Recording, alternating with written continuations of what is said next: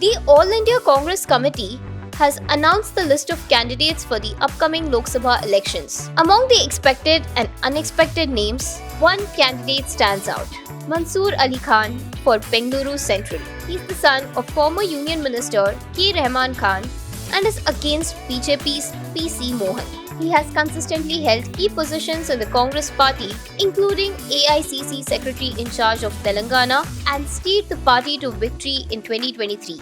He was then involved in groundwork campaigning and strategizing for the party. He was also the AICC observer to the Goa in 2022.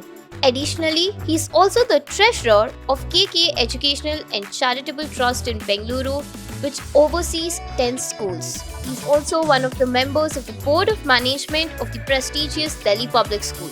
It's not just his political and educationist career, but he is also an active member of society and indulges in various activities. He was involved in the implementation of the Anubhav Shiksha Kendra program, which provided free education and means to underprivileged children. He has also been involved in funding the medical expenses of the needy and contributing generously during the pandemic to healthcare needs. Perhaps his contribution to the Telangana elections, personality, vision, and connection with the local people led the Congress High Command to nominate him from the important Bengaluru Central constituency.